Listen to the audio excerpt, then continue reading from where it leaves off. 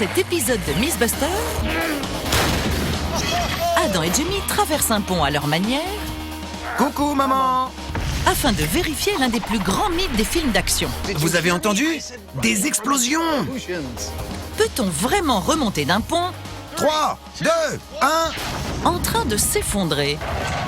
Le sol se dérobe. Pendant ce temps, les éléments se déchaînent, Rentre vite!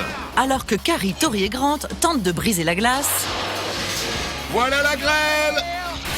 afin de découvrir si la plus grosse des tempêtes de grêle Mer déchaînée droit devant! est capable de faire couler un bateau. Feu! Je crois qu'on a un problème. Qui sont les Mythbusters? Adam Savage Voilà ce que je veux entendre, soldat! et Jimmy Heineman. Bah ça alors, j'en reviens pas. À eux deux, ils ont plus de 30 ans d'expérience dans le domaine des effets spéciaux. À leur côté, Carrie Byron, Oh, c'est dégoûtant! Grant Imahara Qui a commandé une explosion? et Tori Belleci. Découpons cette voiture! Ils ne se contentent pas de recenser les mythes, ils les mettent à l'épreuve.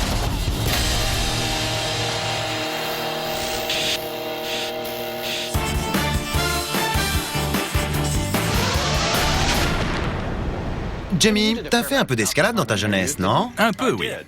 Alors écoute, je vais te raconter une scène du film Cliffhanger.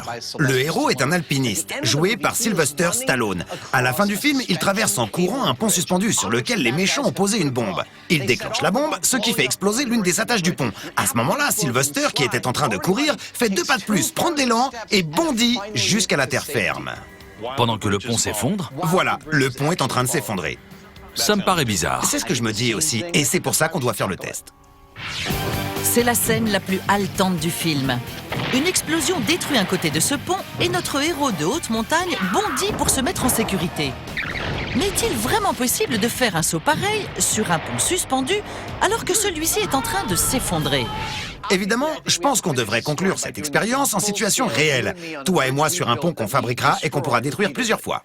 Oui, mais à mon avis, on devrait commencer par quelques petites expériences. Je suis d'accord, peut-être qu'au moment où le pont se met à tomber, il y a quelques instants où l'on peut prendre de l'élan. On peut essayer de tester tout ça avec une maquette. Ça me semble une bonne idée. Les Mythbusters vont donc commencer par tester ce mythe à petite échelle avec un tout petit pont. Voici un pont souple et solide. Un gros boom pour l'explosion, Impeccable. ainsi qu'un vérin à gaz de taille moyenne, J'adore. qui ne tarde pas à vraiment prendre de la hauteur. J'ai l'impression qu'on a trouvé ce qu'il nous faut. Il ne reste plus qu'à tout assembler. On veut déterminer s'il est possible, une fois le pont détaché d'un côté, de prendre de l'élan pour sauter. Voici la maquette à petite échelle que nous avons réalisée pour faire le test. On a fabriqué un vrai pont suspendu solidement fixé d'un côté et relié de l'autre côté à une bobine électrique qui nous permettra de détacher avec précision les fixations de ce côté du pont. Nous avons également un sauteur, constitué d'un cylindre pneumatique qu'on peut également contrôler avec précision. On va pouvoir contrôler tout ça grâce à ces 2 timers, qui nous permettront de faire exploser le pont et de faire sauter notre bonhomme au millième de seconde près. Cette expérience va nous aider à déterminer si ce mythe contient une once de vérité. Et oui, nous allons assister à la reproduction d'une mini-explosion de pont. Mais tout d'abord, il faut procéder à un test pour mesurer la hauteur d'un saut sur un pont bien stable. 3, 2, 1...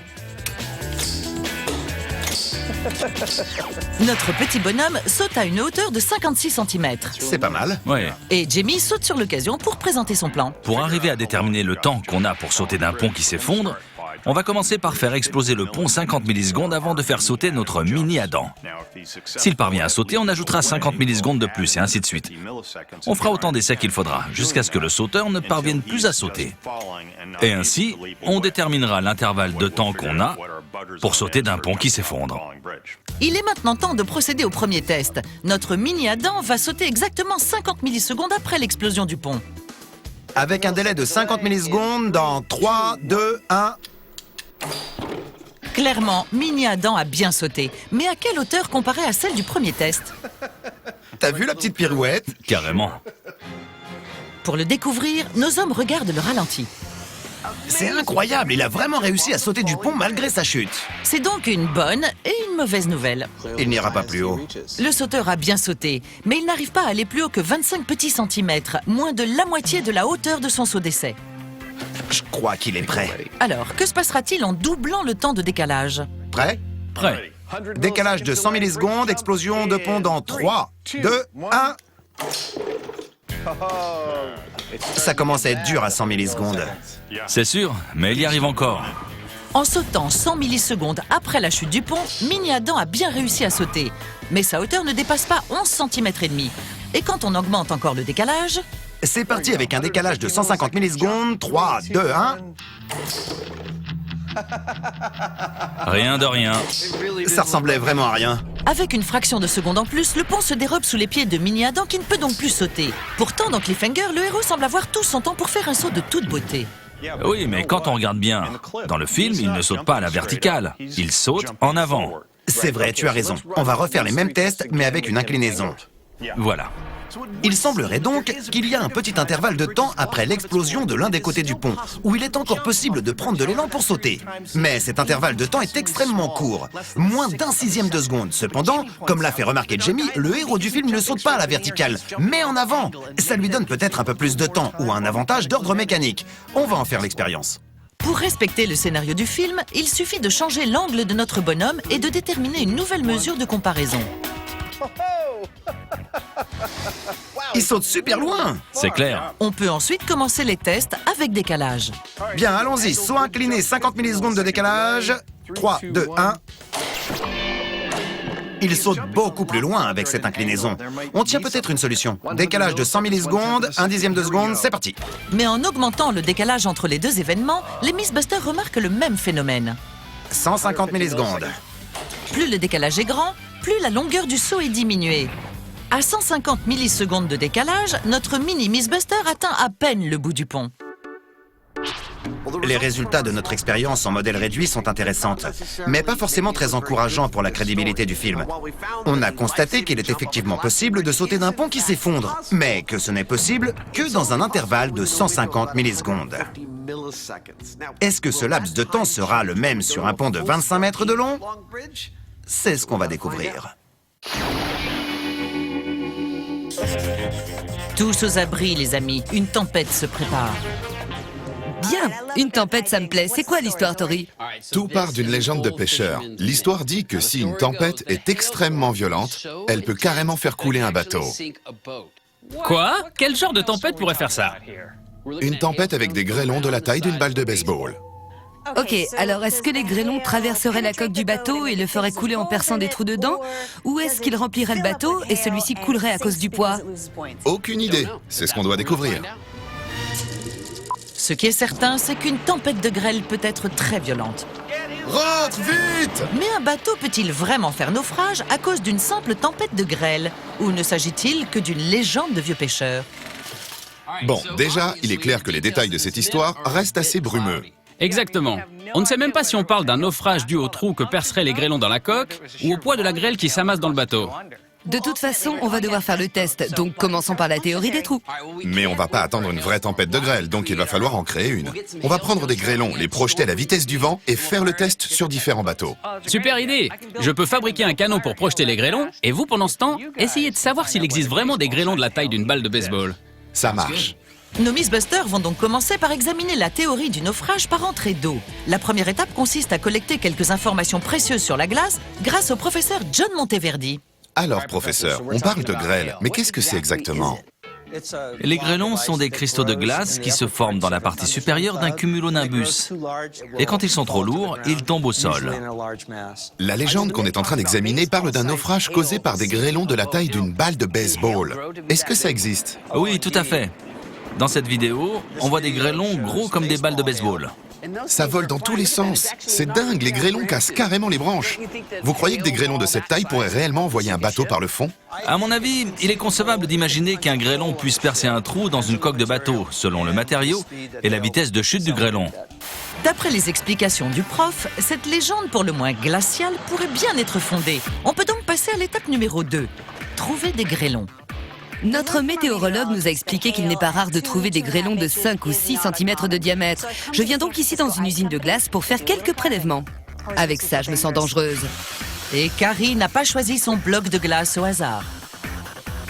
Ce bloc de glace est complètement transparent. Ça montre qu'au moment de la formation de la glace, l'air s'est infiltré à l'intérieur. La glace transparente est la plus dure qui soit et ça nous donnera donc plus de chance. Maintenant que j'ai la glace, il reste plus qu'à faire des grêlons. Avec le poids, mon morceau de glace devrait petit à petit prendre la forme du moule jusqu'à former une sphère parfaite. Absolument. Grâce à ce moule chauffant, toutes les boules de Carrie sont rapidement formées et prêtes à passer dans le canon de Grant. Chaud devant! Pendant que Carrie préparait les munitions, Tori, lui, s'est chargé de la cible. Allons, moussaillons sur le pont. Voici venir notre galion. Enfin, des cibles. Pour donner sa chance à notre mythe, on a opté pour un bateau à coque simple et choisi un échantillon des matériaux les plus communs pour parer à toute éventualité. Et ces matériaux communs sont le bois, la fibre de verre et l'aluminium. 3 matériaux qui risquent d'être assez durs à percer. C'est là qu'intervient le canon. On a une valve qui sera fixée sur la bonbonne. On aura de l'air comprimé et un très long canon. Espérons qu'avec tout cet attirail, nos grêlons seront aussi rapides que des vrais. Et quand Grant parle de très long canon, il n'exagère pas. Je vais bloquer tout l'atelier avec cette histoire. En effet, plus le canon sera long, plus il y aura de chances pour que nos grêlons en sortent intacts. C'est incroyable, ce truc est immense. Il mesure combien? 12 mètres. Il est maintenant temps de voir si l'idée était bonne en procédant à un tir d'essai. On va tirer des grêlons à différentes vitesses sur différentes coques de bateau. On commence à 130 km/h, c'est-à-dire la vitesse finale d'un grêlon de cette taille. On enveloppe ensuite la boule de glace dans un tissu pour augmenter les chances de garder le grêlon intact. Maintenant, reste à savoir comment le grêlon va vivre sa rencontre avec la plaque d'acier. Prêt pour le test à 130 km/h. C'est parti. Test de calibrage. 3, 2, 1... Oh, rien n'a bougé? Mission accomplie. La boule de glace a survécu au tir à 130 km/h et est arrivée intacte devant la plaque d'acier. Ça fait des paillettes de neige.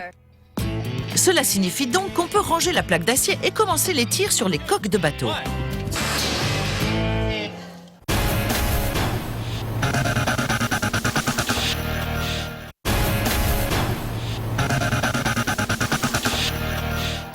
Dans le film Cliffhanger, le héros fait un bond en avant alors que le pont sur lequel il se trouve est en train de s'effondrer. Mais chez nous, dans le monde réel, nos Mythbusters ne sont pas en train de sauter de joie. Leur test sur maquette n'a pas été très concluant. Pour le moment, ça ne sent pas très bon pour cette histoire. On a un intervalle de temps durant lequel on a encore un appui. Mais, à mon avis, c'est trop court pour réagir au bruit de l'explosion. C'est pour ça qu'il faut qu'on fasse le test à taille réelle. Parce qu'en augmentant l'échelle, la masse augmente. Et il y a aussi la résistance de l'air à prendre en compte. D'un point de vue physique, beaucoup d'éléments changent. Très bien, alors on va se lancer. On va construire un pont à taille réelle et se jeter à l'eau. Oui. Super. Il est temps de se lancer du haut d'un vrai pont suspendu. Mais nos hommes vont d'abord devoir le fabriquer. Alors, c'est notre pont. Et oui, on vient de nous le livrer. 815 kilos de bois et de câbles. Eh bien, il ne reste plus qu'à assembler tout ça. Allons-y. Nos Mythbusters se mettent au travail. Ils ont un plan en tête pour fabriquer un pont suspendu basique à la Cliffhanger avec des planches de bois pour faire le sol et des câbles d'acier pour les assembler sur toute la longueur. Et pour que tout ça prenne forme, Jamie se sert de son nouveau joujou préféré. Ce truc est génial. Et 1 heure plus tard, vous avez un pont. Un pont de 25 mètres de long et qui pèse un bon poids Pas facile à pousser. et prêt à l'emploi. Je me dis qu'on pourrait se reconvertir dans la fabrication de ponts. Après avoir examiné en détail la scène du film, je crois qu'on a réussi à fabriquer un pont suspendu assez fidèle à notre modèle. Il est constitué de 2 longs câbles de 130 planches de pin qui lui donnent un poids d'environ 700 kilos.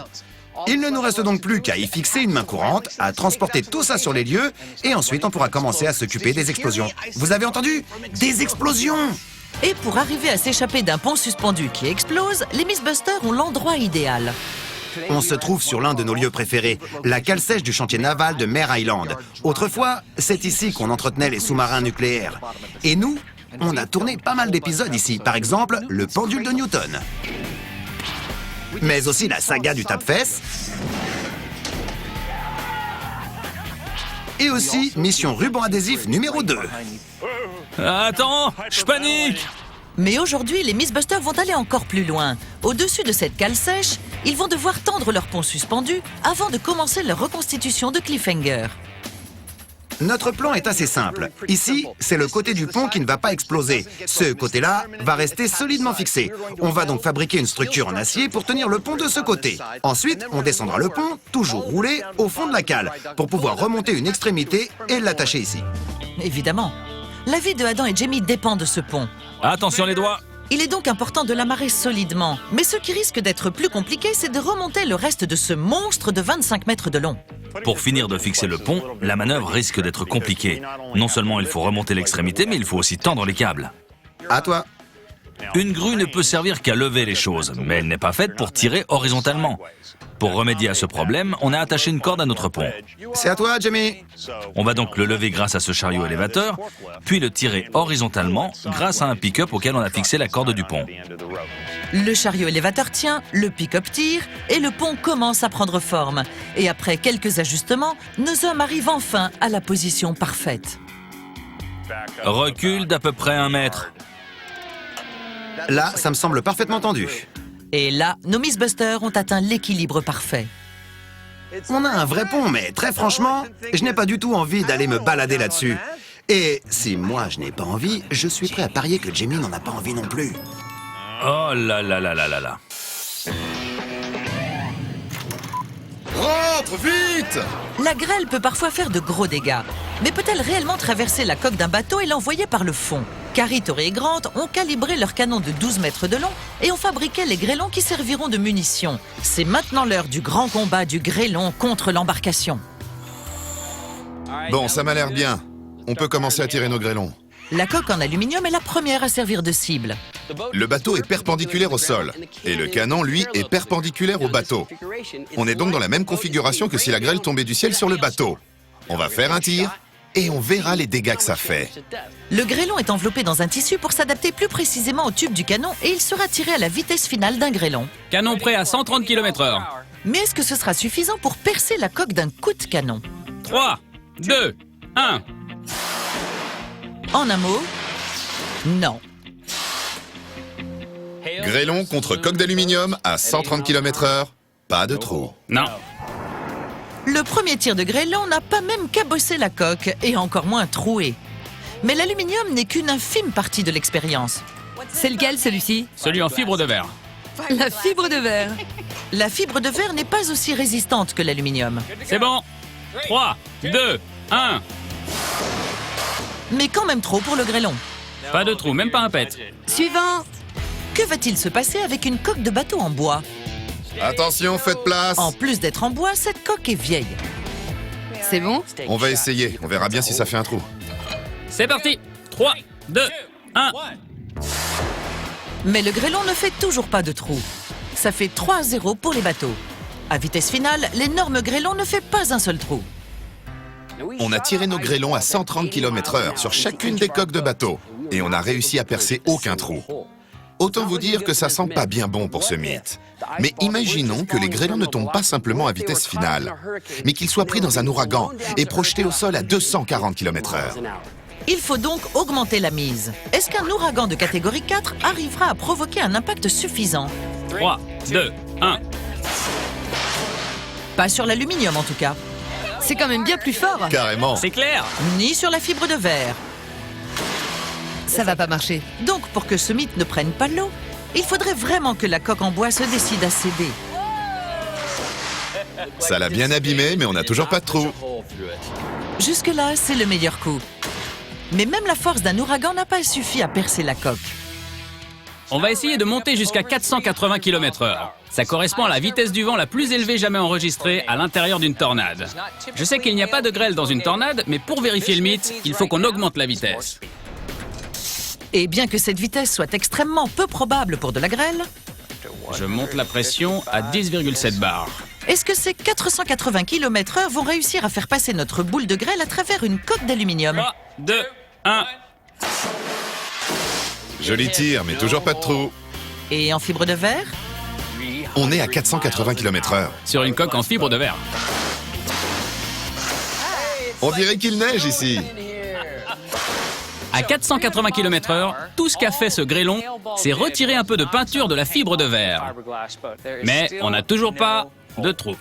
2 des 3 bateaux ont subi le test et on n'a toujours aucun trou, même à vitesse extrême. La dernière chance de ce mythe réside dans la bonne vieille coque de bois. Je sais que 480 km/h, c'est abusé, mais là, je le sens bien. Tout peut arriver. 3, 2, 1. J'ai rien vu. On a fait un trou dans un bateau. Un trou parfait, bien rond. Enfin, à la vitesse extrême d'un vent de tornade, le bateau cède face à la puissance des éléments. C'est de la folie. Mais la lutte était-elle juste? Attendez. Je crois qu'on a un problème. Je crois que le bois est pourri. Ça, c'est vraiment pas de chance. Le combat était gagné d'avance puisque le bois était affaibli. On va devoir recommencer. Il s'agit simplement de viser une zone saine. 3, 2, 1. Incroyable. Ça a traversé? On dirait qu'il y a de sacrés dégâts. Le bois est bien abîmé, mais je crois pas que c'est traversé. Ah ouais, c'est abîmé mais pas percé. Effectivement, c'est pas du tout troué. Et en plus, on a tiré le grêlon à 480 km/h. À 480 km/h, ces boules de glace ont frappé les coques avec une énergie de plus de 700 joules. C'est énorme. Et pourtant, on n'est toujours pas arrivé à faire de trous dans aucune des coques. Ça sent vraiment pas bon pour ce mythe.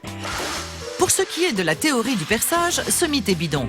Mais ce n'est qu'une moitié de l'expérience, parce que le bateau pourrait aussi couler à cause de la quantité de grêlons. J'y crois pas, il est rempli. Mais est-ce que le simple poids de la grêle pourrait envoyer un bateau par le fond?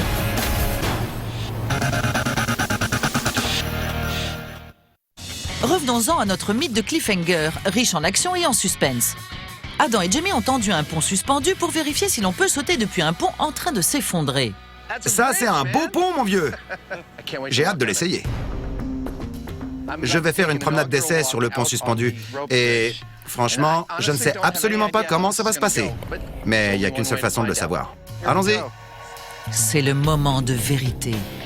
Adam fait un petit pas pour l'homme et un grand pas pour les Mythbusters. J'ai des fourmis dans les mollets. Et c'est la première fois que ça m'arrive. Le pont semble tenir bon, mais nos Mythbusters ne sont pas pour autant parés au départ. Le fait de marcher sur ce pont suspendu m'a vraiment fait réfléchir au plan qu'on avait pour cette expérience. Ça me fait un peu peur. Il y a beaucoup de choses qui peuvent dégénérer dans une expérience aussi énorme. Surtout quand le but, c'est la destruction. Donc, avant de poursuivre, on va discuter et vraiment revoir chaque détail de notre protocole de sécurité. Et pour revoir chaque détail, il faut commencer par vérifier que le système de largage du pont largue effectivement bien le pont à chaque tentative. Tout est bon, c'est parti? Ouais, Et ce n'est pas une mince affaire puisque cette étape implique la manipulation d'explosifs. il faut qu'on arrive à détacher les 4 câbles exactement au même instant.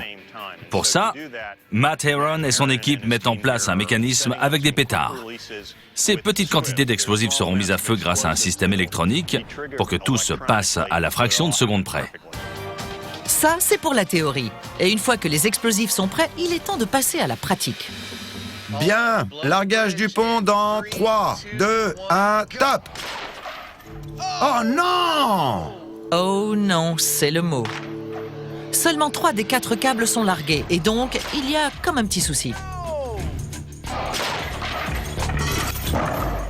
Mais dès l'essai suivant, le pont s'effondre entièrement, complètement, et surtout, sans autre complication. C'est une bonne chose qu'on ait fait un coup d'essai, parce que c'est là qu'on repère les dysfonctionnements. Dans notre cas, il s'agissait de l'un des systèmes de largage qui s'est enrayé. Le pont s'est donc retrouvé mal décroché et de travers. Mais maintenant, c'est à moi de monter sur le pont et de faire ma cascade. Une fois le pont remonté, il est temps pour Jamie de tester le mythe de cliffhanger. Jamie se met en position, et une fois placé, voici comment va se dérouler l'expérience. Pour ce test, je vais commencer à courir à pleine vitesse jusqu'au bout du pont. Lorsque je passerai sur cette planche peinte, À ce moment-là, Matt, notre pyrotechnicien, détachera le pont de ses amarres en faisant exploser les 4 petits pétards. quand j'entendrai la détonation, je ferai 2 pas et je sauterai pour attraper cette planche. Et on verra si j'y arrive ou pas. Et oui, pour que ce mythe soit confirmé, il faut qu'on voit ce « boum, cours, saute ». Mais Jamie a d'autres soucis pour le moment. Allez, Jamie, tout va bien? J'y suis. À mon signal. Attends, Ok. J'essaie de trouver le bon équilibre. D'accord. Et voilà, on arrive au point de non-retour. C'est bon? Bien, à mon signal. Largage du pont dans 3, 2, 1, top!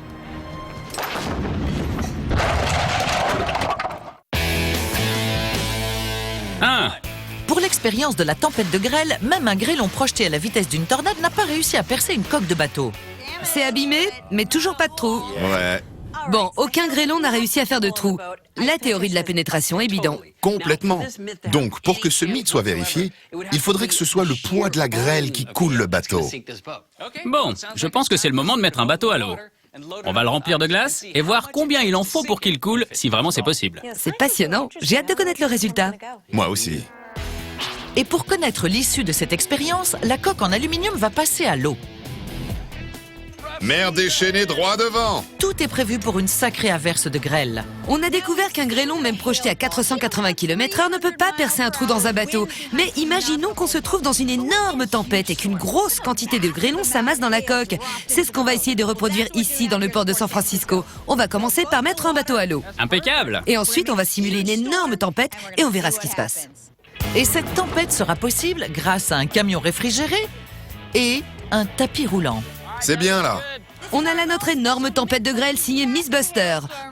On a des sacs de glace dans un camion réfrigéré à moins 3 degrés. Et on va charger la glace sur le tapis roulant. Et elle sera transportée jusqu'au bateau en espérant qu'il coule. Et quand je vois la taille du bateau, je me dis que ça peut marcher. Sur ces entrefaites, il est temps de briser la glace. Voilà la grêle. Ça en fait des grêlons. On en est déjà à 45 kilos. On sait que le record de chute de grêle en une demi-journée est de 120 cm. 90 kilos et ça continue à arriver. Donc ce qu'on va faire, c'est qu'on va remplir le bateau au maximum avec nos grêlons. 180 kilos. Si le bateau coule, alors le mythe sera plausible. Mais s'il ne coule pas, alors le mythe est bidon. C'est dingue, il est rempli à ras-bord. Le bateau se remplit, on a presque 1 mètre de glace. Je crois que le bateau commence à s'enfoncer un peu. Mais le bateau reste étonnamment stable. Et Grant a une explication. Je vous explique. La glace qu'on a, ce n'est pas un gros bloc de glace, mais tout un tas de petits morceaux. 230 kilos de grêlons et le bateau flotte encore. Ça veut dire qu'il y a de l'air entre les morceaux de glace, et donc que le volume de glace est moins lourd que le même volume d'eau. On en est à 270 kilos. Mais en revanche, on peut empiler la glace plus haut que le bord de la coque. Donc pour le moment, on ne peut pas trop savoir ce qui va se passer. La glace ne peut donc pas remplir le moindre petit espace de la coque du bateau. Du coup, si nos Miss Buster veulent avoir une chance de le couler, 680 kilos, il flotte toujours. ils vont devoir faire un gros tas de grêlons. La masse supplémentaire parviendra alors peut-être à vaincre la force de flottaison. On vient de finir une palette entière de sacs de glace. 1 tonne de glace! Oui, et le bateau n'a pas l'air prêt à couler du tout. Même rempli d'une tonne de glace, le bateau ne semble toujours pas vouloir couler. Et il ne reste plus qu'à rajouter encore de la grêle. Mais le stock de glace diminue rapidement. Nos Miss Buster risquent-ils de manquer de grêle? Le tapis roulant marche à plein régime et il a déjà déversé plus d'1 tonne de glace dans le bateau. Encore! Et il flotte encore parfaitement. Je pense qu'on a peut-être sous-estimé la quantité de glace qu'il va nous falloir pour couler le bateau. Si c'est le cas, on va avoir du mal à vérifier ce mythe.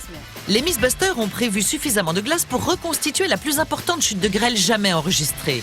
Mais même ça ne suffit pas. On en est où, Grant? On approche? Ouais, on en est à 1150 kilos et plus que quelques centimètres au-dessus de la surface de l'eau. Et en ajoutant encore un peu de glace, On en est à 2 tonnes. Faut en rajouter un peu vers l'arrière. Voilà, comme ça. le bateau commence finalement à donner de la bande. Et enfin, Il coule. C'est de la folie! On a coulé un bateau avec 2 tonnes de glace. enfin le bateau sombre. Et bien que la quantité de grêlons soit pratiquement surréaliste, la mission est enfin accomplie. On a coulé un bateau avec une tempête de grêle, c'est cool. Mais est-ce vraiment gagné? Je crois qu'on a un problème. Il remonte! Mais pourquoi le bateau ne coule pas complètement jusqu'au fond? Notre bateau sort peu à peu de sa tombe aquatique. Il y a peut-être une poche d'eau. Nos Miss Buster décident alors de donner tout ce qu'ils ont. C'est la fin du stock de glace, ça fait presque 3 tonnes. Et il flotte encore. C'est vraiment incroyable. Mais pourquoi le bateau est-il remonté? Et pourquoi n'a-t-il toujours pas sombré sous ces 3 tonnes de grêlons artificiels? On a entassé toute notre glace dans le bateau. Ça faisait un tas énorme, le bateau s'enfonçait, jusqu'à ce qu'enfin, le bord de la coque passe sous l'eau. Le bateau a commencé à se remplir d'eau et à couler. Et d'un coup, il s'est mis à remonter. Que s'est-il passé? Eh bien, il se trouve que la glace flotte. Donc, une fois que le tas de glace a atteint la surface de l'eau, c'est l'eau qui a pris le relais pour supporter le poids de la glace, qui a donc cessé de pousser le bateau vers le fond. Lorsque l'eau a inondé le bateau, la glace s'est mise à flotter. Elle a donc cessé de pousser le bateau vers le bas. Le bateau est donc remonté, ce qui veut dire qu'il est impossible pour un bateau de couler sous le poids d'une tempête de grêle. Alors oui, techniquement, on a coulé ce bateau. Mais vous avez vu la quantité de grêlons qu'il nous a fallu? C'est pas réaliste du tout. Et d'ailleurs, notre bateau n'a même pas complètement coulé, alors que c'était une vieille épave. Ce mythe est bidon. Bidon. Mais ne partez pas tout de suite. Ce mythe a encore une dernière carte dans sa manche. Feu!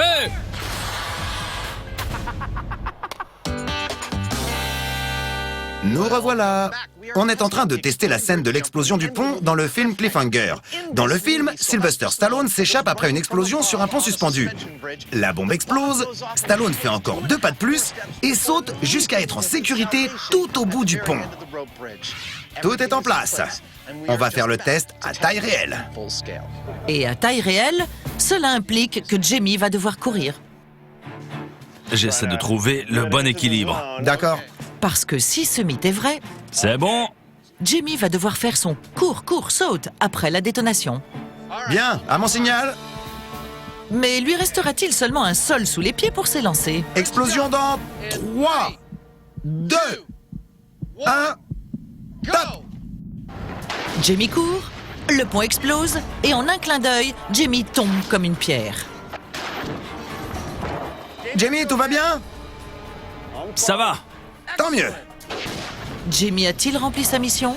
En fait, absolument tout ce que j'ai essayé de faire a été stoppé net à l'instant même où j'ai entendu l'explosion. Je ne pouvais plus rien faire. C'était fini.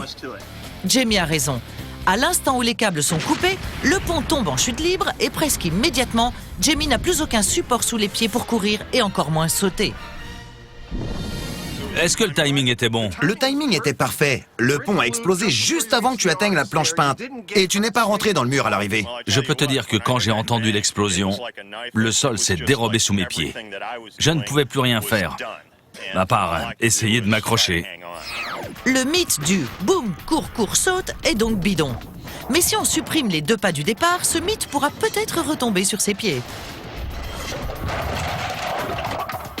Après la première expérience, on se demande maintenant s'il n'y aurait pas un minuscule intervalle de temps au cours duquel on pourrait s'élancer du pont, même une fois détaché. C'est ce que je vais essayer de voir. Je vais me placer sur le pont à un saut de la dernière planche. Je vais attendre l'explosion. Personne ne va me prévenir avant. Et au moment où je l'entendrai, je vais m'élancer pour attraper la planche. Si j'y arrive, on pourra en déduire qu'il existe un laps de temps infime où il est possible de sauter d'un pont qui s'effondre. Après quelques sauts d'essai, Voilà, comme ça. il est temps de mettre notre nouvelle théorie à l'épreuve. Ça fait peur. Tu es prêt, Adam? Adam ne sait pas à quel moment se produira l'explosion. Je suis en position, je suis prêt. C'est parti. Il se prépare, il se concentre, jusqu'à ce que... Je n'ai rien pu faire. Je n'ai rien pu faire du tout. J'ai entendu l'explosion et il n'y avait plus rien sous mes pieds. Il n'y a pas un instant d'inertie. La chute a été si immédiate et violente que Adam n'a pas eu un instant pour réagir. De mon point de vue, cette histoire ne peut pas faire une scène d'action. J'avais un pont sous les pieds et pouf, plus rien. C'est ce que je te disais. Dès que tu entends la détonation, le sol se dérobe et c'est fini. Tout comme pour le test à échelle réduite, le pont s'effondre quasiment à l'instant où l'explosion se produit. Ça ne laisse pas le temps de réfléchir et encore moins de sauter. Je sais que là, j'ai l'air d'être suspendu au-dessus du vide, mais dans la réalité, je devrais être mort en cet instant. À l'instant où j'ai entendu l'explosion, je n'ai eu le temps de rien faire. Je suis tombé immédiatement. La conclusion semble assez claire. Et oui, aucun doute n'est permis. Une fois que les câbles sont coupés, le pont et ses passagers sont en chute libre. C'est l'équipement de sécurité qui m'a permis de rester en vie une fois de plus. Coucou, maman. Et voici pourquoi. À l'instant où les câbles sont coupés, toute tension disparaît. Et le pont est alors comme un bout de corde jeté en l'air et n'offre donc plus aucun support à Adam et Jamie pour s'élancer. C'est totalement impossible. Ce mythe est complètement bidon. C'est vrai. Mais tu sais, si j'étais sur un pont et qu'il se passait un truc comme ça, je crois que mon premier réflexe, ce serait de me retenir à la main courante. Tu veux essayer? Eh bien, c'est une solution possible, non? Je crois bien que oui. Allons-y, on essaie. D'accord.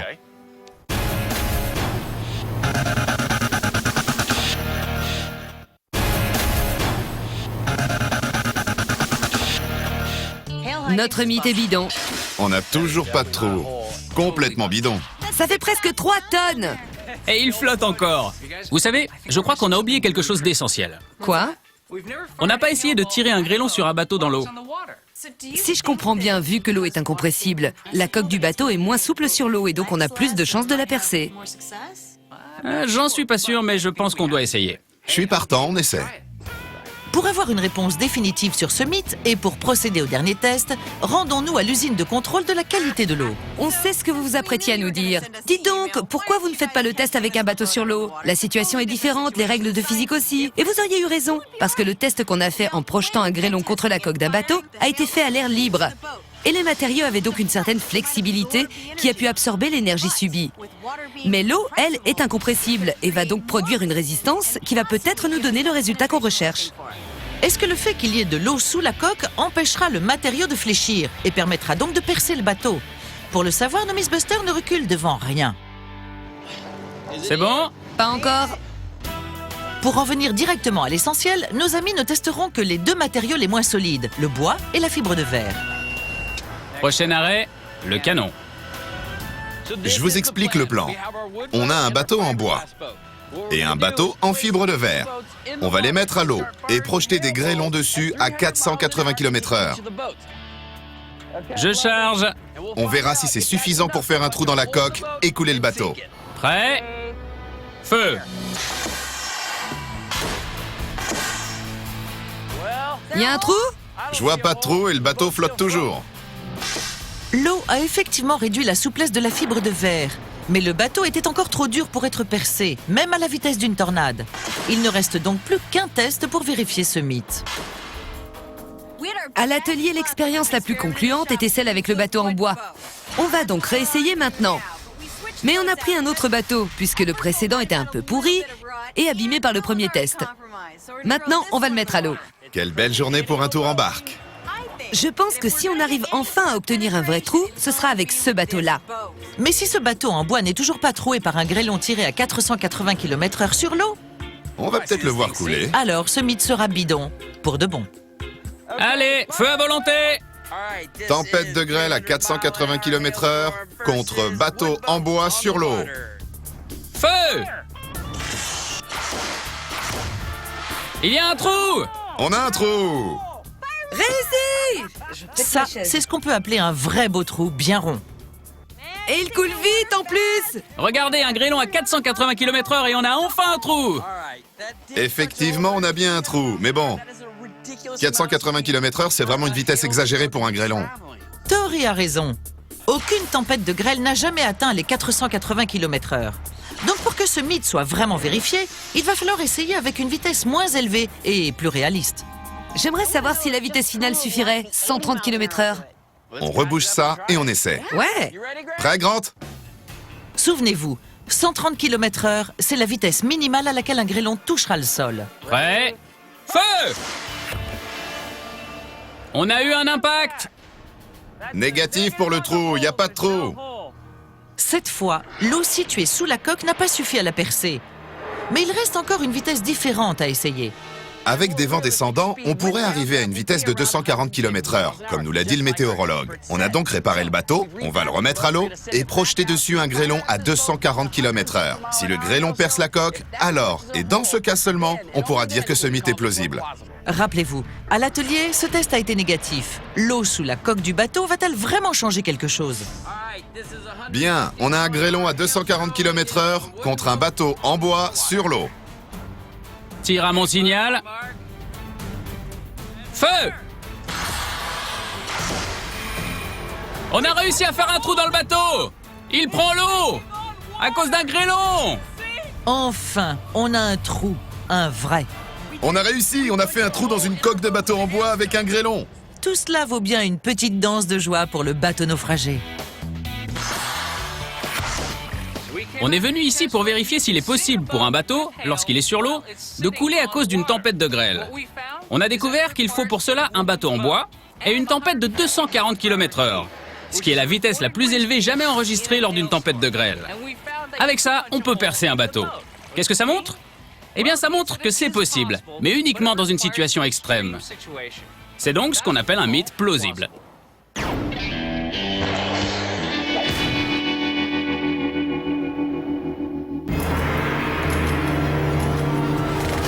Depuis le début de cette émission, on n'arrête pas de tomber d'un pont en essayant d'imiter Sylvester Stallone lorsqu'il saute du pont qui explose à la fin de Cliffhanger.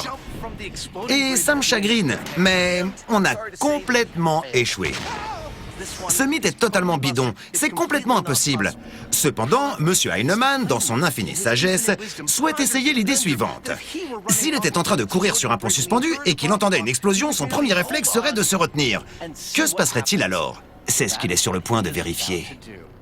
C'est donc une solution de survie alternative. Dans le cas d'un effondrement de pont, la meilleure chose à faire est-elle simplement de s'accrocher de toutes ses forces.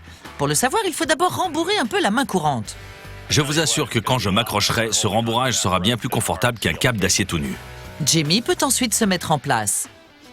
Ce qui va se passer, c'est que je vais courir le plus vite possible. Et quand l'explosion se produira, j'essaierai juste de m'accrocher au câble. Et si vous croyez que cette grosse bobine va aider Jamie à se tenir, vous vous trompez. Elle sert juste à l'empêcher de mourir. La mort n'est donc pas au programme, mais le danger reste bien présent, surtout lorsque l'on est suspendu à un pont qui s'effondre à 12 mètres au-dessus d'un sol en béton. C'est une situation assez inconfortable. Je sais que d'un instant à l'autre, le sol va se dérober sous mes pieds. Comme si tu savais que t'allais te casser la figure, mais que tu devais le faire quand même. Je vois tout à fait ce que tu veux dire. C'est exactement ce que j'ai ressenti aussi. La tension est donc à son comble. Bien, à mon signal. Et ce pont vit ses derniers instants. 3, 2, 1, quand t'es prêt. Et Jamie, surtout, attachez votre ceinture. Ok, c'est parti!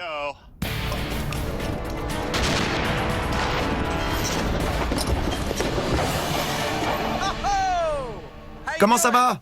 Tout va bien, je me tiens. Ça tient bien? Ouais, Quel homme! Il aura fallu la puissance d'un gorille pour résister à cette chute et éviter un atterrissage brutal. Mais maintenant, une question se pose. Tu peux remonter? Tel un morse sous stéroïdes, Jamie remonte centimètre par centimètre. Mais le pont, désormais à la verticale, ne présente aucune prise pour les pieds. Allez, tu peux le faire! Mais le Heinemann ne s'avoue jamais vaincu.